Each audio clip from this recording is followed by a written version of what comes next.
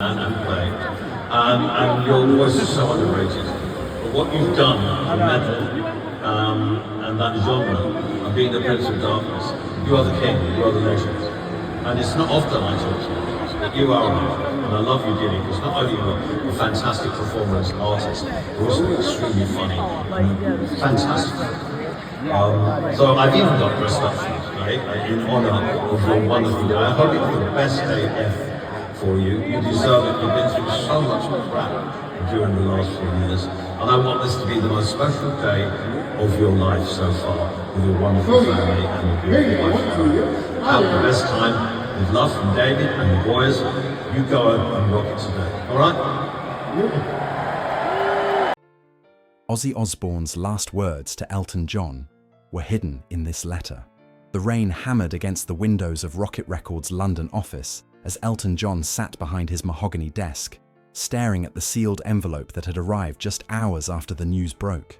The world was still reeling from the announcement that Ozzy Osbourne, the Prince of Darkness himself, had passed away at his Buckinghamshire home on July 22, 2025, surrounded by his family. But here, in the quiet sanctuary of his office, Elton held something that no one else knew existed. A letter that would change everything he thought he knew about his friendship with the legendary Black Sabbath frontman. The envelope bore Ozzy's distinctive scrawled handwriting. For Captain Fantastic, open only when the madness ends. Elton's hands trembled slightly as he remembered the last time they had spoken, just 3 weeks earlier after Ozzy's triumphant final performance at the Back to the Beginning concert in Birmingham. Even seated on his black throne, unable to stand due to his advancing Parkinson's disease, Ozzy had delivered a performance that reminded everyone why he was considered the godfather of heavy metal.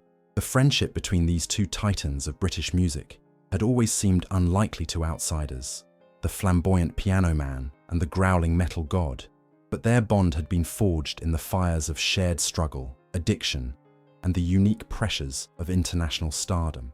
Now, as Elton prepared to open what would be Ozzy's final message to him, he couldn't help but reflect on the extraordinary journey that had brought them to this moment. If you're enjoying this story so far, please consider leaving a like to support more emotional content like this. Your engagement means everything. It was 1975 when their paths first crossed at a recording studio in Los Angeles. Elton, already established as one of the world's biggest pop stars, was working on his album Rock of the Westies when a commotion erupted in the hallway. Through the studio glass, he watched as a wild-haired figure in leather pants stumbled past, supported by two roadies. Even in his disheveled state, there was no mistaking Ozzy Osbourne. Black Sabbath had been making waves in the music world. Their dark, heavy sound, a stark contrast to the glam rock and disco that dominated the charts. But behind the theatrical darkness and occult imagery, Elton saw something that others missed. A vulnerability, a working-class kid from Birmingham who had found his voice in the most unlikely of ways. Their first real conversation happened later that evening at the Rainbow Bar and Grill on Sunset Strip. Elton, resplendent in sequined jacket and oversized glasses, sat across from Ozzy, who was dressed entirely in black despite the California heat. "You know," Ozzy had said, his Birmingham accent thick after several drinks, "people think we're complete opposites, but we're not, are we? We're both just entertainers trying to give people an escape from their ordinary lives." Elton had been struck by the profound simplicity of that observation. Here was a man who bit the heads off bats on stage, who had been arrested for public urination at the Alamo, who had once snorted a line of ants, and yet he understood the fundamental purpose of their art with crystal clarity. "The difference is," Elton had replied, "you help them embrace their darkness, and I help them find their light. Maybe that's why we need each other," Ozzy had mused, and in that moment, an unlikely friendship was born. The 1980s brought both triumph and tragedy to their friendship. Elton watched with growing concern as Ozzy's battle with addiction intensified. The success of his solo career, marked by albums like Blizzard of Oz and Diary of a Madman, came at a tremendous personal cost. There were nights when Elton would receive frantic phone calls from Sharon Osbourne, begging him to talk sense into her husband. One such call came in March 1982, just weeks after the tragic death of Randy Rhoads, Ozzy's brilliant young guitarist, in a plane crash. Elton found Ozzy holed up in a hotel room in Chicago, surrounded by empty bottles and overcome with grief and guilt. "He's gone, Reg," Ozzy had whispered, using Elton's real name as he always did in their most intimate moments. "That beautiful, talented kid is gone, and it's all my fault. If he hadn't been working for me..." Elton had spent hours that night just sitting with his friend, not trying to offer empty consolations, but simply being present in the darkness. It was during that long night that Ozzy first opened up about his childhood in Birmingham, about the poverty, the bullying, the feeling of being different in a world that didn't understand or accept difference.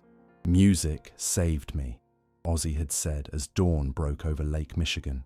"But sometimes I wonder if it's also destroying me." Elton understood that feeling all too well. His own struggles with addiction and the crushing weight of fame had nearly cost him everything.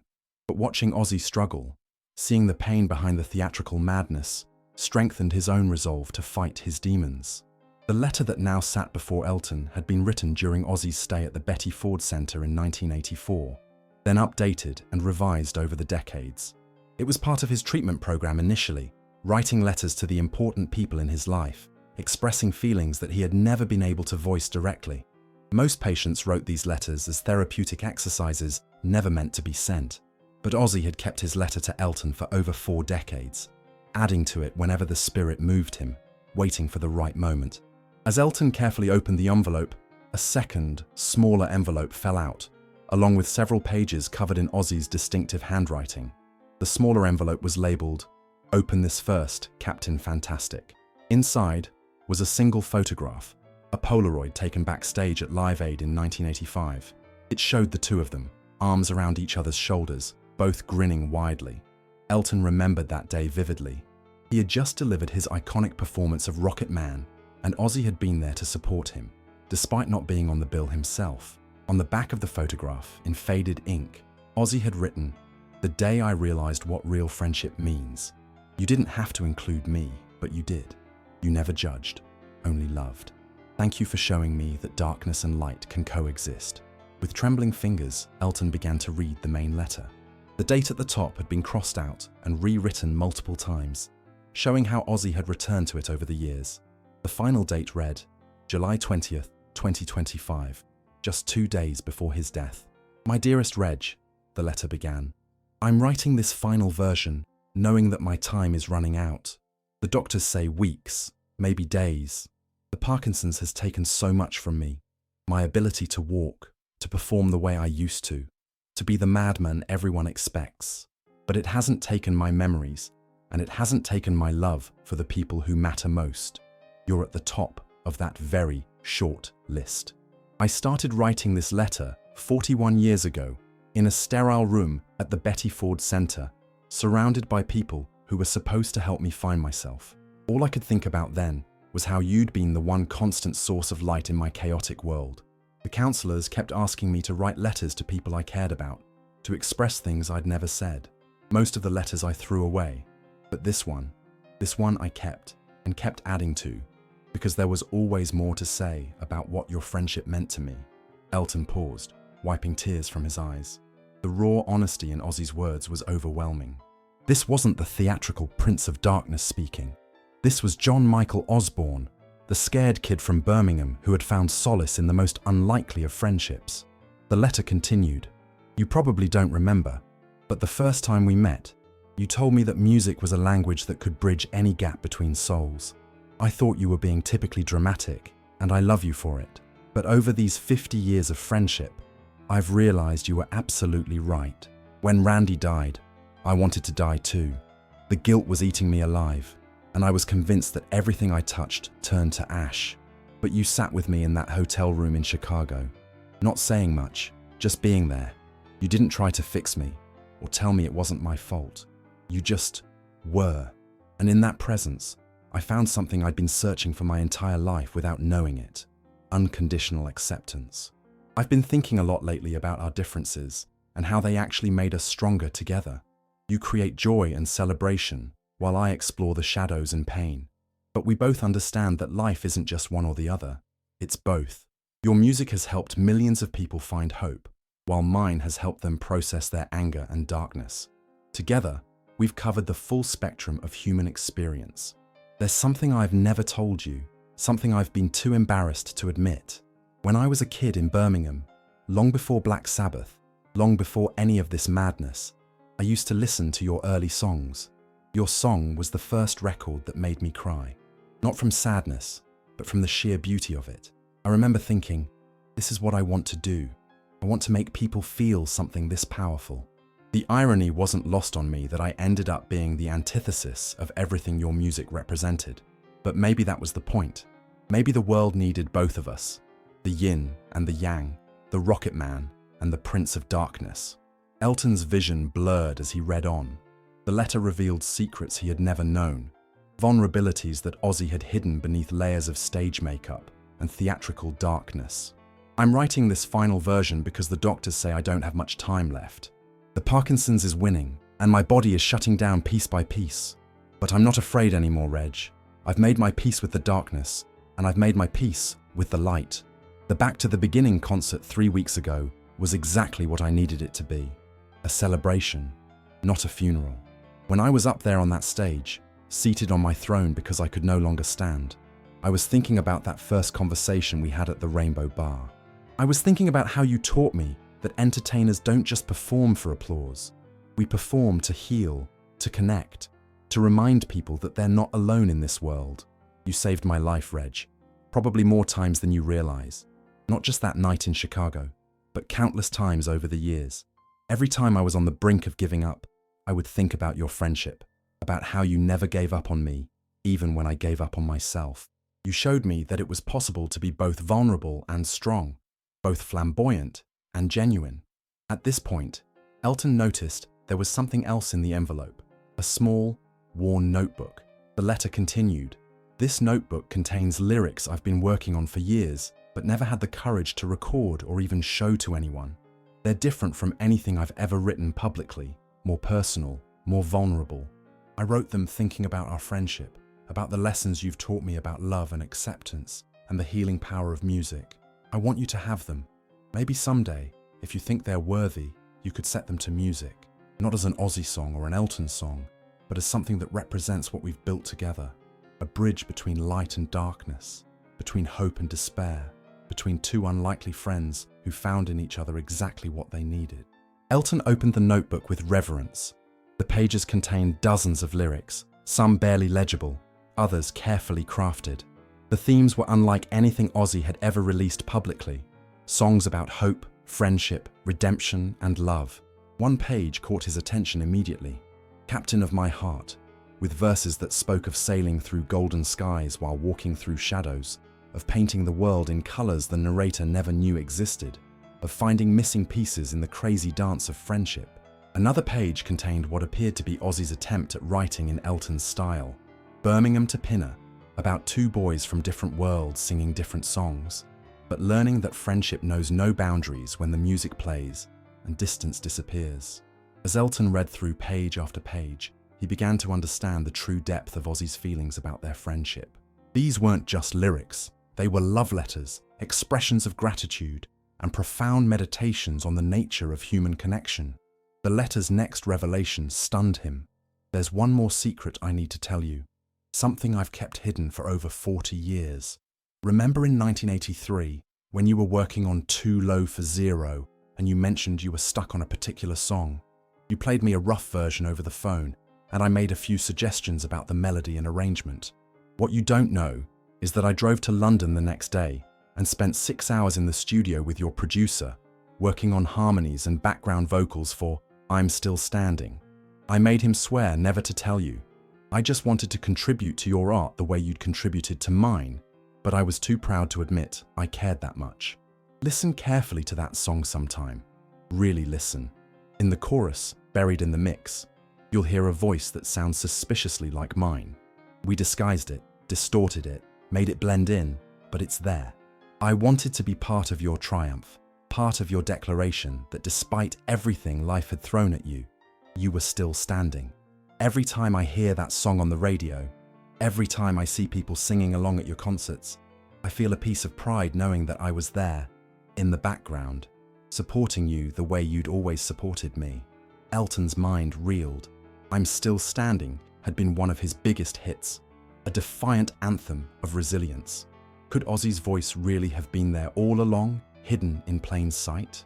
The letter's final pages dealt with Ozzy's wishes for after his death. I've left specific instructions with Sharon about my funeral. I want it to be a celebration, not a mourning. I want people to remember the music, the laughter, the madness, and yes, even the controversy. I want them to remember that I lived fully, loved deeply, and never apologized for being exactly who I was. But I also want something more private, something just for the people who really knew me. I've asked Sharon to organize a small gathering at our old house in Birmingham, the one where we lived when the kids were young. I want you to be there, Reg. I want you to bring your piano, the old upright one from your mother's house, if you still have it. I've written one final song and I want you to perform it. It's in the notebook, on the very last page. I call it Thank You for the Music. It's my love letter to everyone who made the journey worthwhile, but especially to you. Don't let them make a big production out of it. Just you, the piano, and the words I never had the courage to say out loud. Promise me, Reg. Promise me you'll sing our story one last time. Elton flipped to the final page of the notebook and found the song Ozzy had mentioned. The lyrics were simple but profound, speaking of never learning to say, I love you, or show care, but finding someone who saw through the makeup and madness to the frightened child hiding beneath. The chorus was a heartfelt thank you for music made together, for friendship that never died, for believing when the writer couldn't, for standing by his side through everything. As if summoned by the power of the letter, Elton's phone rang. Through his tears, he could see Sharon Osbourne's name on the display. Elton? Sharon's voice was barely a whisper. He's gone. He passed this morning, peacefully, with all of us around him. His last words were about you, actually. He said, make sure Reg gets the letter. Make sure he knows how much he meant to me. I know, Elton managed to say. I'm holding it now. So he finally gave it to you, Sharon said, her voice thick with emotion. He worked on that letter for 40 years, you know. He'd pull it out whenever he was feeling particularly grateful or scared or just missing you. He made me promise to make sure you got it after everything. Sharon, there are things in here, things I never knew. He loved you like a brother, Elton. You gave him something no one else could. Acceptance without judgment, friendship without conditions. In his darkest moments, when the disease was getting worse, when he felt like he was losing himself piece by piece, he would talk about you. He'd say, if someone like Elton John can believe in me, maybe I'm not completely lost. They spoke for another hour, sharing memories, making plans for the private gathering, and beginning to process the magnitude of their loss.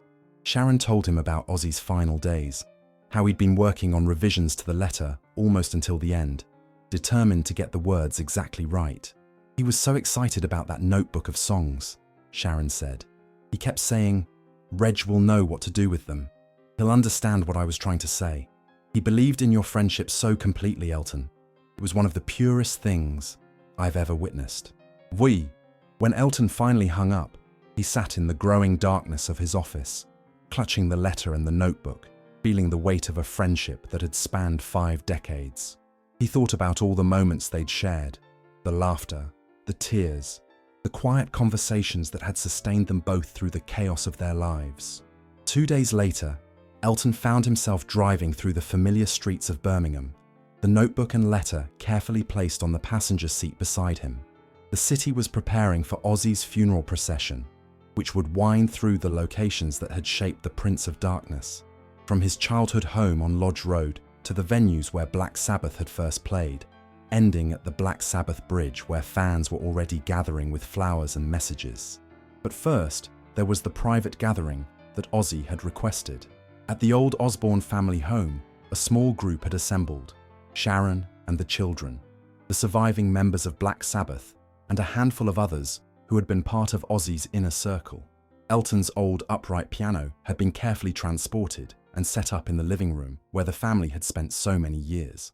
As afternoon gave way to evening, Sharon nodded to Elton. It was time. He took his place at the piano, the notebook open before him. The room fell silent.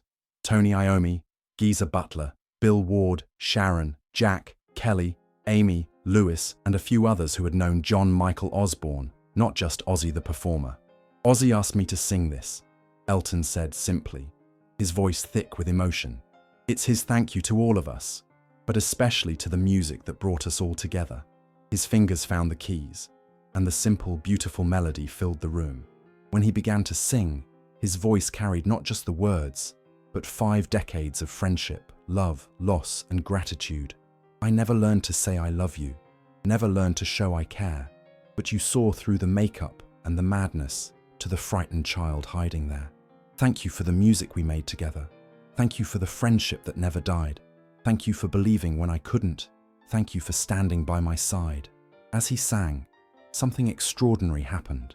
One by one, the others began to hum along, adding their voices to this final tribute. Sharon wept openly. The members of Black Sabbath, tough men who had lived through decades of rock and roll excess, wiped away tears. When the song ended, the silence was profound. He wanted you all to know, Elton said, looking around the room at the faces of the people Ozzy had loved most, that this, all of this, the music, the friendship, the love, this was what made everything else worthwhile. He wasn't afraid at the end because he knew he'd been blessed with connections that most people never find in a lifetime. Outside, they could hear the distant sounds of thousands of fans gathering for the funeral procession the next day. But inside this room, surrounded by the people who had truly known him, John Michael Osborne's final wish was being fulfilled. The Prince of Darkness had found his light in the connections he'd made, the love he'd given and received, and the music that had been the soundtrack to it all. As the evening wound down and people began to say their goodbyes, Elton remained at the piano, playing softly. The notebook lay open beside him, full of songs that revealed a side of Ozzy the world had never seen. Vulnerable, hopeful, deeply grateful for the unlikely friendship that had sustained him through 5 decades of madness and music. The letter had been read, the song had been sung, and the promise had been kept.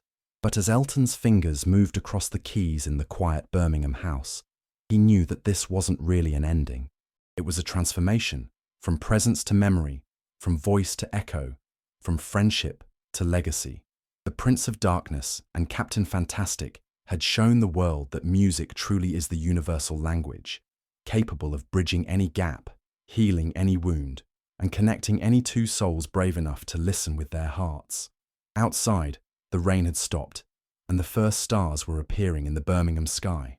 Inside, the music played on, carrying with it all the love, laughter, tears, and triumphs of a friendship that had transcended every boundary and would continue to inspire long after the final notes faded into silence. Thank you for reading this emotional tribute to one of music's most beautiful friendships.